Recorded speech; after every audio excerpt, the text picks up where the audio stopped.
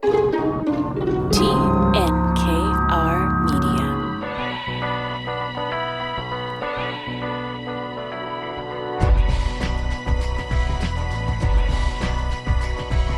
Welcome to Inspiring Entrepreneurs Montreal, our 15th season, part 2, showcasing stories from outstanding business people presented by BDO Canada. My name is Sandrine Rastello, standing in for Dan Delmar, along with Mike Newton of BDO. Mike, great to be back on the show. It's great to have you back, Sandrine. It's been a little while, but it's nice to have you here. Well, we'll be talking colorful things today. We'll be talking menswear with Anna Martini, the CEO of Psychobunny. It's a Montreal brand known for its skull and crossbones with the bunny ears and the logo, and it has big expansion plans. It's not afraid of brick and mortar. Actually, it wants more brick and mortar stores. Yeah, and it's interesting. They didn't ask me to discuss my fashion sense, so I guess we're going to have to rely on Anna's sense of fashion and direction and where she's going. It's fascinating. I mean, I think the new product is great, and I think Anna's story is also pretty awesome. I mean, she's been a long time staple in the Montreal financial community. Started out as a CPA. She's an FCPA and has done some great things, including Dynamite, the Montreal Canadians, and now with Psychobunny. Ex-CPA, what's not to like? We're trying to keep the audience going here. Let's not put them to sleep too soon here. Plus, later in the show, Shelley Smith, Indirect Tax Partner at BDO Canada, joins us to discuss updates to the Underused Housing Tax.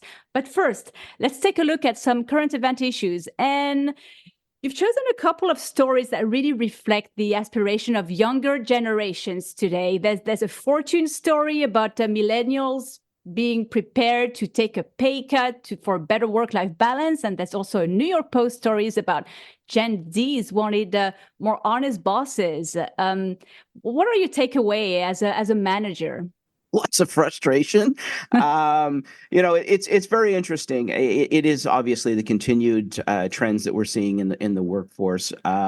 It does create a very different environment, and especially for a lot of the traditional type businesses that are used to longstanding employees, loyal employees. I mean, we've been getting this taste of change coming for a number of years. I think COVID essentially accelerated it probably 5 years, but this was already beginning a while back. And this is the whole discussion of work-life balance. And the discussion. So a couple of the articles this week are actually very interesting that, they're saying that, up to 60% in North America of millennials are willing to sacrifice up to a 20% pay cut for the sake of achieving a better work-life balance. And I don't think any of us look at this as right or wrong. I mean, we have our personal opinions, obviously, but I'm not sure we look at it as right and wrong from a human aspect. It's just so traditionally against what the older generations of where you worked and that was part of it was a 5-day work week. We're looking at this discussion saying, well, we're going to take a 20% paycheck. Cut to your paycheck. So, when I do the math, well, what does that look like? Well, that, looks like, hey, I'm going to only work 4 days a week, right? And I think that's where the trend continues to go. I think the complication for most people is when that pay cut doesn't come with a commensurate reduction in work and the amount of work. I don't think there are too many people out there that have a problem with a 20% pay cut to work 4 days a week. I think it's obviously the CPA in me says it's mathematically correct. And ethically speaking, it seems fine. The problem you have is when people want to make the 100-cent dollars while working the 80%. And I think this is where the balance is starting to come out. And I think what we're starting to see in a lot of the literature coming out is that there seems to be a little bit more of a meeting of the minds that maybe we shouldn't get 100% for 80% work. And I think that's what some of these, the kind of the undertone of some of these articles that I'm reading this week are, in sense, looking at that going, you know what, you want to work less? I don't have a problem with it, but it's going to come with a little bit less money because somebody has to pick up the other day's work somewhere in that exercise. The other thing that's right. I was going to say the other thing that's interesting is, only 43% of Gen Xers and a mere 33% of baby boomers want to take that pay cut. As a matter of fact, for a lot of the baby boomers, they don't want to retire; they want to continue to keep working afterwards. Yeah, and then I mean, what's interesting with the second story on that is that okay, so companies are getting more creative, how to make people happy, and then you have these data on Gen Z workers, and the expectations of they want, they value integrity, honesty, all good things, and then you get to that point where they say 48% intend to leave their jobs this year. Yeah. So why? You make all this effort and then ciao. So what you just said is exactly my philosophy. Is, you'd make all this effort and then goodbye. The reality is we can't look at it like that anymore. The reality is we have to look at it and say, we know that this is going to be the case. We need to build and structure around the fact that the younger generations are going to be needing to be engaged, needing to be actively involved with what they're doing, but knowing that that no longer translates to a retention and or excessive efficiency and overtime. So we need to be, you asked the question, what does that mean as a manager? Well, it means that we start to have to expect that regardless of how much effort we're going to put forward in order to make that job an employment that is favorable, desirable, it's not going to be a 20-year one. And the other part of this article that I found very interesting is, you brought up the discussion of integrity over learning experience. And, at one point well, certainly in my career, I'm sure in yours, is, part of this exercise was you wanted to get as much experience as you could. You talked to people, you listened to people, you took the good, you took the bad, you took the ugly, you watched interaction. That was also a byproduct of being in the office every day. Oh, today's world's not in the office every day. You don't get that same visual experience watching people work. You don't get to watch body language. So they're not favoring as much of the experience. So what does that mean? It means that, somebody at my stage of career that has 35 years of experience in the profession is not as highly valued from the younger generation as it once was, as being kind of that sage or wisdom, voice of wisdom at the end of the day. And I think we need to learn to accept that. And I'll be honest with you, I'm having a bit of a problem with that personally. I would expect people would want to hear the things that got me to where I got to, when in essence they're really not. They just want to make sure that what I'm doing for them and helping them is providing them with an environment that they are safe and that has integrity, and that they're engaged, and there's a bit of a let's call it an expectation gap that comes with all of this. And yeah, of course, there's nothing wrong about that's helping you become a better human. But as a journalist working in an open space, I did become a better journalist hearing my colleagues on the phone doing their interviews. I'm not sure, I mean, I guess if we come back to the office, you can still hear people, but now, of course, with this hybrid model, I'm just not sure how you improve on that front. But let's move on to the other story, another topic you enjoy, AI. The Harvard Business Review had an interesting story about choosing the right AI approach, because there's been so much frenzy around generative AI, and you kind of feel that if you're not using it, you're really a loser. Yeah. But I think this story gives you, helps you reflect on going at it methodically and what you actually need and how do you choose. Yeah, basically, there's four categories of AI. We all pretty much live in the world of generative AI thought process as the commonplace dabbler, if you will, in the AI world. So the chat GPTs and, all of this. Basically, what that is doing is creating an environment. It's almost like creating a real-time information. More information that goes into the system, the bigger the database gets populated, the more the next time that information is thrown into the next answer that comes up. The good part about that is that it's constantly evolving, right? It's a bit like our brains at the end of the day, where it's generating something new. It is taking something, it's taking the experience we talked about in the last piece and saying, hey, this is what I'm going to do with it now going forward. The problem is that type of thing is not creating a consistent model or a consistent answer that's coming out, because you're not getting the same thing. So when you're sitting down to choose what AI do you want to, are you going to look at this and say, I need the next answer to be more advanced as it picks up information, or do I need this information to be consistent along the way? Well, if you're living in the world where financial information and the consistency of financial information is needed, generative AI is not going to create that consistency. So you have to start by looking at some of the others. I mean, you're talking about econometrics, which quickly, I guess, is relative to complexity and expensive machine learning. This is traditional statistics, can sometimes perform well at a lower cost. So it's a statistical based model that is relatively quick in processing. I mean, the early AI models that we all had, which were kind of these rule based, which goes back to the way of, if you ever did any programming, it was if then. That was kind of that model that was created under the rule based. So you have to look at some of these things that are creating straightforward, understandable, interpretable, and transparent type of information. Again, I go back to the financial. If you need the same information, you need to be looking at what kind. So when you're choosing all of this, you need to ask yourself 5 questions, right? And what is the cost of being wrong?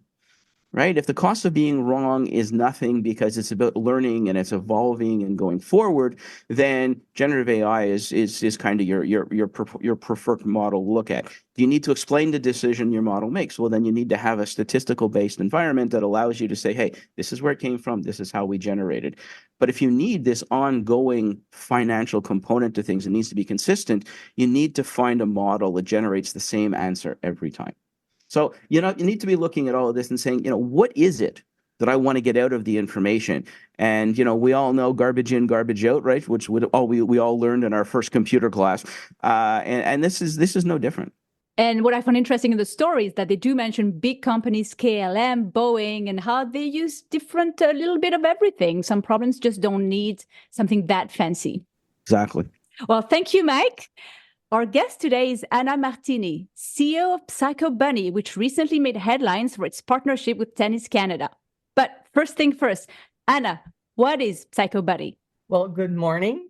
Nice to meet all of you. So Psychobunny is, I would say, the fastest growing global premium menswear brand in the world. So we will be taking over the world. We recently opened our first few stores in Canada in the last few years, but it is a retailer brand with over 85 stores in North America, about 50 stores in Latin America, and it is one of the most exciting brands to hit Canada. When did it come to Canada? I mean, I don't think it was started initially in Canada, right? So there's a little bit of a history that brought it here. So it was born in New York and moved to Montreal, and the first few stores in Canada opened in 2022. So I got to ask the question. I mean, there's no doubt, just the name Psychobunny, the logo, the bunny with the crossbones, obviously catches my attention. I look at it and go, this is cool. This is fun. Is there anything deeper here, or is that just what it is? Cool and fun. Yeah, it's cool. It's fun. It's spontaneous. It's colorful. It makes you smile when you look at this logo. In terms of you're talking premium menswear. So what is separating it from, I mean, first of all, what kind of menswear, right? I mean, ultimately, at the end of the day, we're talking polos. We're not talking suits and ties, which I guess these days are not that exciting anymore anyways, if you're a retailer. Well, firstly, it's, for sure it's casual premium men's brand. We've got polos and t-shirts. We do actually also can dress the man or the young man in terms of tops and bottoms. But the whole spirit is around, dressing somebody from day to night, being able to wear stuff when it's just hanging around and playing. And also in terms of what we would call sportwear, sport polos to go and play golf, to play tennis, and so on.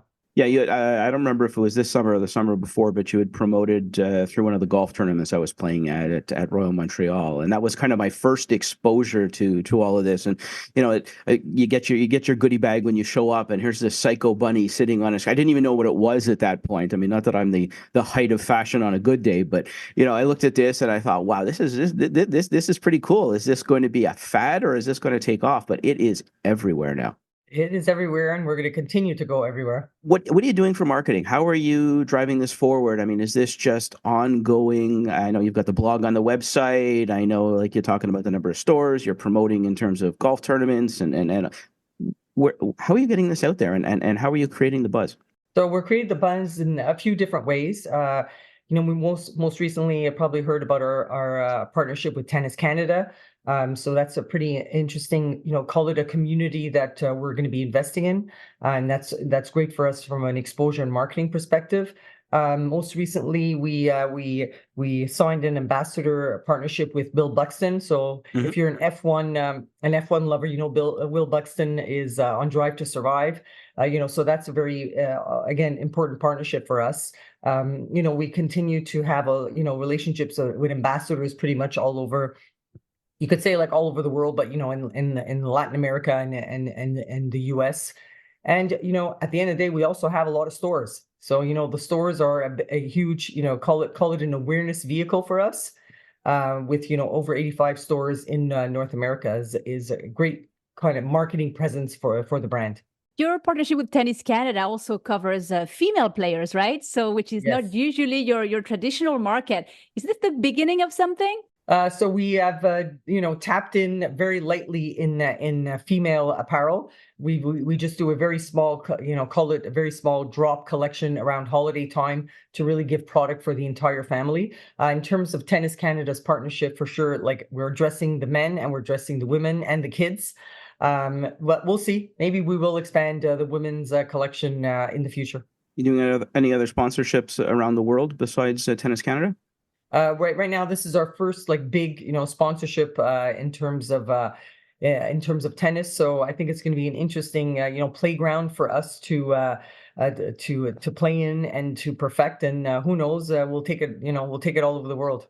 So you mentioned Will Buxton, and I'm sure there's a few others. You have an influencer program. Do you want do you want to discuss it? And the reason that's top of mind is I was in Hanoi, Vietnam recently with a client, and in Tokyo, and everywhere I turned, all I saw was picture taking and influencer kind of in front of stores early in the morning, and it was just it significantly more visual, I think, than we're used to here in North America. Yes, well, the world of influencers, they are important for every brand that's trying to be present and trying to be top of mind. So we do have we have an influencer program. We've got probably about 15 influencers that are important brand ambassadors for us, and we're we've got people call it marketing people that are full time working with these influencers, looking for new influencers. It's an important marketing vehicle for most brands. So can we get into a little bit in terms of what the influencer model looks like? Because I keep getting questions from people going, I don't understand how does an influencer get paid? What's the purpose of all of this? I try and explain it. It's a little bit like the old, paid individual when you brought in George Clooney to promote your product. So I guess it's the newer version of that, right? Yeah, it's a newer version. I mean, at the end, you want to get influencers that love the brand. It's not just, it should never, I don't think it should be a tactic of where you're just putting it on somebody and, put them out there and hope for the best, but it's really people that are, have an attachment to the brand, believe in the brand, believe in, the energy of the brand. And these are the kind of influencers that we want to work with. For sure, these influencers have followership. That's why they're called influencers, but they have followership, and it becomes also the quality of their followership. So there's a lot of details in when you're looking at these type of programs. So when you're looking at influencers, are you looking at using them on a local basis? Are you looking at around the world? Is this promoting elsewhere? It's pretty much all over. Okay. There's no boundaries with influencers. Right. The reason I ask the question is because the influencer concept is pretty routine for the younger generation, but certainly for the older generation, it's a little bit out there, I guess, in terms of concept and moving. So it's quite interesting. From your perspective, the direction of the market. I mean, obviously, we've seen the formal suit type environment continue to be replaced by premium menswear, which is where you guys are. I'm assuming that this is a continued move forward as far as you're concerned, and we're not going to see old dinosaurs like me in suits 5 days a week for much longer. Well, I think the world of the three-piece suits I think has kind of died. However, I think the man still wants to look good and feel good.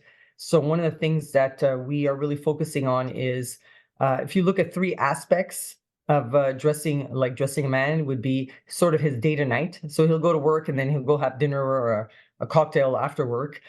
He's just going to lounge around, what we call play, just, sort of hang around watching a football game with his friends or with his wife or his children. And then, there's like what he does from a sports point of view. Does he play golf? Does he play tennis? Does he hike? So it's really those three aspects that are important for us. Interestingly, with regards to suiting, so we are not a typical men's brand that's going to do structured suits, but we are sort of tapping into, call it like a casual blazer type of thing, more than a structured suit. Right, not the old summer suit and seersucker mentality, but more of a sport coat and khakis or sport coat and whatever. Okay, very cool, very cool. Psychobunny initially started on ties, didn't it? It did originally. How far back does the name go and the original concept? Well, the two founders, started this toy business back in like 2008. So it's a while back, but it was very, very small business. They started off in the toy business. Let's go a little bit into your personal path and, how that shapes up what you're doing now. I was thinking about that earlier because with this new partnership with Tennis Canada, I mean, you have a lot of experience in sport now coming from the Canadiens de Montréal just before. So tell us a little bit about that full circle you did from fashion to sport back to fashion. So let me start with, I have a tremendous deep love for the world of brands and retail. So I've spent most of my career in that industry sector, so I'm very passionate about it. I started my career at Deloitte. I was an audit partner, very involved in the retail practice, like running the practice here in Quebec. And then I left to go to Dynamite and Garage. So I spent about 13 years in retail as a president of Dynamite and Garage. And then I left and went into the world of sports for like almost 6 years. So learned a tremendous amount of bunch of different things around the world of sports, and now I'm back to my original passion of retail. So that kind of is a little bit my full circle of how I ended up at Psychobunny. For sure, my experience in sports is certainly helping in our partnership with Tennis Canada, just because of my deep understanding of how sponsorships and partnerships work and so on. So it's been quite helpful. Yeah, it's definitely not your first rodeo, that's for sure. And I think within the financial circles in Montreal, I think you're quite well known. So it's interesting. I'm sure you've learned a few things along the way, as we all have. We've made a few mistakes as we go through life.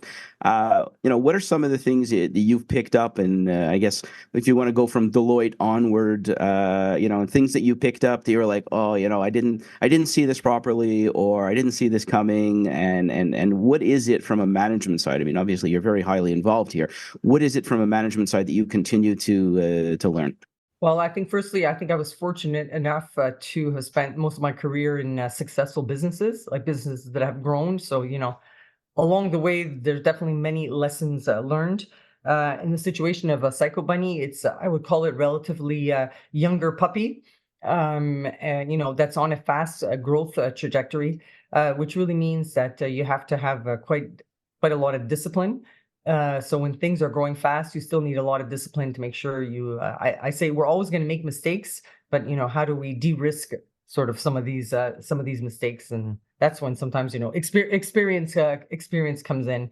So just trying hire amazing people and just align them to work together and make disciplined business decisions. It's interesting. I mean, we get to a stage in our career where we carry a lot of experience, right? We carry a lot of things that we've learned along the way. The younger workforce seems to be almost trending away from caring about what our experience is. We made reference earlier to, in the thought leadership component, to an article where it's talking about that less than 1 in 10 Gen Zers value experience and knowledge as critical quality in a manager. They would prefer to have integrity, honesty. It makes for a very interesting. I mean, we were brought up with, you learn the experience. You listen to everybody around. You take the good and the bad and the ugly from everybody that ever taught you. And now it really is about making sure that you're carrying integrity. How do you find that balance? Well, I mean, I think the young people, one is everything is fast. everything's fast for them, like probably faster than it was when I was, that age, like a 28-year-old professional. So everything for them is faster. The world is faster, digital is faster. So when they're working with more experienced people, I think their perception is it's just not as fast. So, I think that the part around the integrity you mentioned, I think that's a good thing, not a bad thing. So I think they just want to have honest conversations, and I think they want to sit at the table more than they think. So that's where I think it's important. If you want to bring them in and you want to grow them, knowing that they're just wired a little bit differently, you just got to, bring them at the table and just expose them, and you'd be surprised how you can influence them to appreciate, what they're going to learn with experienced people around them. No, I was just going to continue a little bit on that vein, and obviously, jobs and security and longevity of employment have certainly changed in time. It's not uncommon to have a very high sense of satisfaction of your job, or very high sense of engagement, but still leave to go somewhere else. So for those of us that are a bit older and used to, people staying around when they're actually satisfied with their job, this is a whole area that we continue to have to deal with employees. I'm sure you see some of that within the new environment as well. Yes, I mean call it the younger workforce. Again, it just comes back to they just want to move up or sideways just so much faster. So it is a little bit more difficult to, I would say, to manage than it may have been like 10, 15 years ago. And, but we have to adapt too. I think, leaders that are, call them more experienced leaders also have to adapt. That is the workforce that we need to work with. So we have to figure it out. That's important. So in this digital first world, it's quite interesting that your strategy is about opening more brick and mortar stores. Can you explain how it fits, how you fit the brick and mortar and e-commerce together? So like we call this sort of an omni experience. So we want the customer to shop in the store and shop on our, digital commerce. So we want them to shop in both areas. The post-pandemic, it's been interesting to see that people still go to malls. The malls are jammed. They're jammed. You go to the US malls, there is a lot of people. People are still shopping in the malls. Young people, older people, families, people went back to the malls. So it is about creating that seamless experience. So if you walked into a store and you wanted, the red polo and we didn't have your size, we should be able to click two things and get it to your house within, 48 hours. So, that's what's important, is just making sure that our customer has a seamless experience, whether it's digital or in the store. But not all malls are created equal, right? I mean, when you decide your next openings, what are you looking for? Well, we're looking for sure, like high traffic malls. Location still remains one of the most important decisions you make in retail, in terms of your brick and mortar. So you got to make sure you go to the right mall and the right, location in the mall. So it's these, we're a premium brand. So for sure, we're going into a lot of the premium malls in the US and in Canada. So that's an important strategy for us. Yeah, the whole concept. I mean, we obviously, for the longest time, the whole goal was the website was to, or the online was to drive us to retail. Now it's almost the opposite, right? The retail is to drive us to the online. Where are you looking to expand? Can you give us some of the insight in terms of, I don't necessarily mean in Canada, around the world? What are some of the plans going forward, and some of the environments you're looking at? We're pretty present in the LATAM world. If you think of like Mexico and Colombia and Panama, 2025, we're really going to try and focus on opening in Europe. The initial thoughts are around, Spain and France, just because they're the right climates for us. We're a little bit of a audacious brand, just in terms of colors in our blood, as we say. In these warmer climates, like the product is very desirable. So I think those two European markets will be the initial foray into the European markets. And for the last little bit, I mean, we'd be remiss to not discuss sourcing and how you're making the product. So where's the product made? What are some of your challenges on a sourcing perspective? So all of our products are designed in Montreal. So we have an amazing group of designers in Montreal, and Quebec's got great design schools, so we're very, very proud of that. So we design all our product, everything that has to do with managing how we source our product is all done in Montreal. We manufacture most of our product in Peru because it's very, very high quality premium Pima cotton. So most of our production is in Peru. So we work with a number of factories there and have very close partnerships with the factories there. Interesting. I mean, the one thing obviously that we continue to face is this discussion on sourcing in terms of ethical sourcing. How do you guys address where you're sourcing from and the ethical component of this? Well, for sure. Like as we look at factories and decide whether we're going to work with them, we have our own diligence in terms of vendor acceptance, vendor compliance. We are on the ground, so we have our people go to the factories on a regular basis. So you got let's select a factory, and once we're in the factories, we are continually ensuring that we got vendor compliance. Anna Martini of Psychobunny, thank you so much. You're going to stay with us just a bit longer. We will get you one piece of advice for inspiring entrepreneurs in just a few minutes. But first, let's check in with our BDO subject matter expert, Shelley Smith, Indirect Tax Partner at BDO Canada. Thanks for joining us on the show today. Pleasure to be here. So you have some updates for us on the underused housing tax rules. Yes, I have some very welcome changes that were announced literally the afternoon of when the filings were due. We got a surprise announcement from Finance Canada. We're not used to positive surprise announcements. I mean, this when you were here last having this conversation, there was a whole big hullabaloo, and everybody was kind of panicking in terms of what this was going to mean and where we were going to go with this. And this whole underused housing it seemed to be a catch-all for anybody who, for being taxed for who wasn't living in one of their homes at the end of the day. I think this has been clarified a lot. So I think maybe what you need to do for us is bring us back to what exactly was the UHT, and then maybe give us some of the changes from where it was to where we are now. Yes, it's exactly that. I think the government finally heard from everyone how onerous this new underused housing tax was all about, and made some welcome changes. So for those of you that aren't aware of what the underused housing tax is, it was a new annual federal tax at the federal government level of 1% tax that was introduced effective for the 2022 taxation years on anyone that owned vacant land or vacant property, not vacant property, that's referred to as the underused housing in Canada. So it could have been vacant land if you were setting up tents. Yes, it could have, for sure.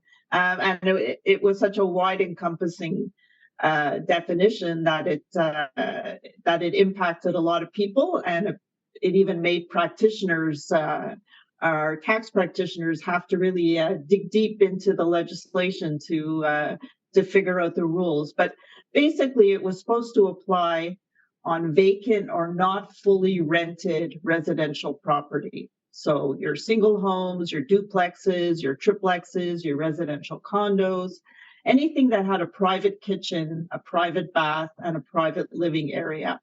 And if it wasn't fully rented, it would be subject to this tax if it was held by non-residents.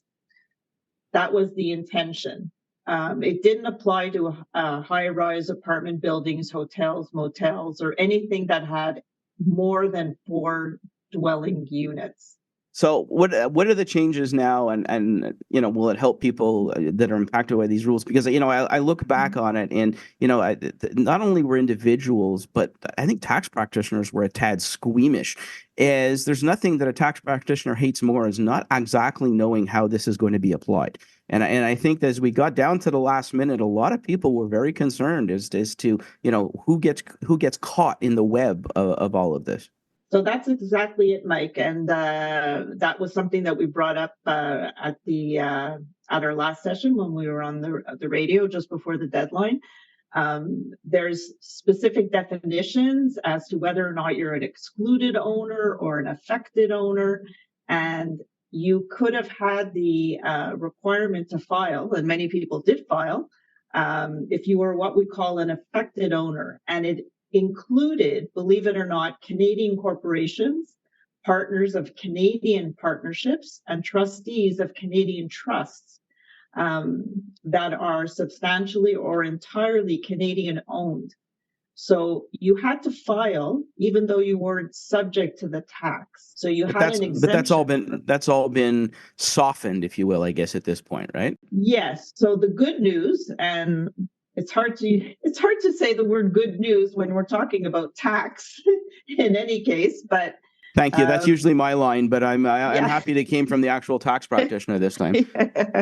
So what has changed really is basically the government has proposed to expand the definition of an excluded owner. So if you're an excluded owner, you don't have to file, don't have to do anything. And now it will include those Canadian corporations, partners of specified Canadian partnerships, and trustees of Canadian trusts. So eliminating the need for these owners now to file this UHT return and claim an exemption. So that's really good news, and it's going to cut down a lot of the filings that were done in 2022. But keep in mind that this proposed change is only beginning with 2023 calendar year. So if you were an owner of a residential property and you're a specified Canadian corporation, a partner, or a trustee that was required to file the UHT return for 2022, and you didn't do so as yet, you have until April 30th, 2024 to file, and you still need to file. Otherwise, you'll be subject to the penalties. One other very important change was the penalties were extremely onerous. They were $5,000 if you didn't file on time, or if you were an individual, and $10,000, a hefty $10,000 per filing where the owner is a corporation. This is reduced now to $1,000 for individuals and $2,000 for corporations. So a significant reduction in the penalties for non-filing. There's no transitional component. I mean, you're telling me that if you were supposed to file, even though the rules are going to change, they're still going to make you file. And if you don't, you're going to pay the $1,000.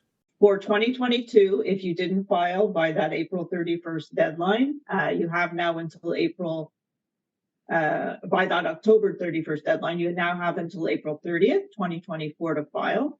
If you don't file, you'll be subject to the penalties. It'll only be for the 2023 year that you will be exempt from filing. Sounds like a lot of paperwork for something that seems to be changing, but hey, what do I know? All right. Thanks, Shelley.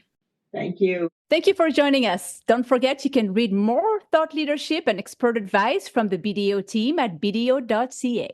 As we come to the end of the show, let's ask our entrepreneur Anna Martini, CEO of Psychobunny, for her one piece of advice for inspiring entrepreneurs.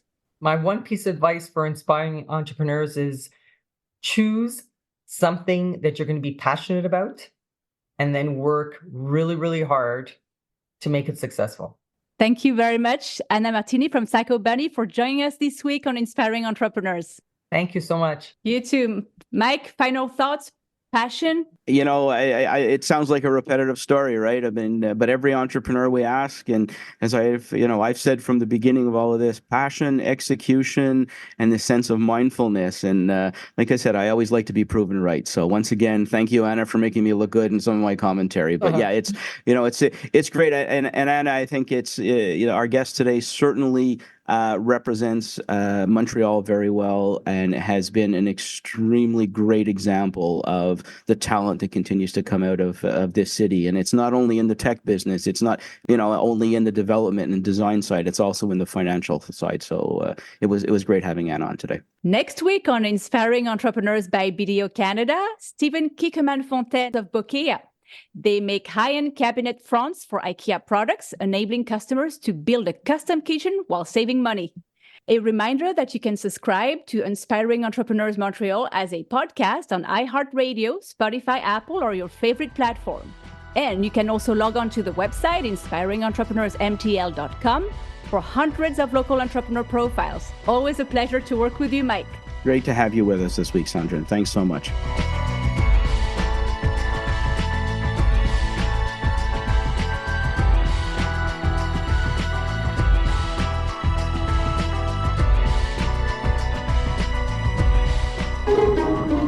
This has been a production of TNKR Media. Good talk.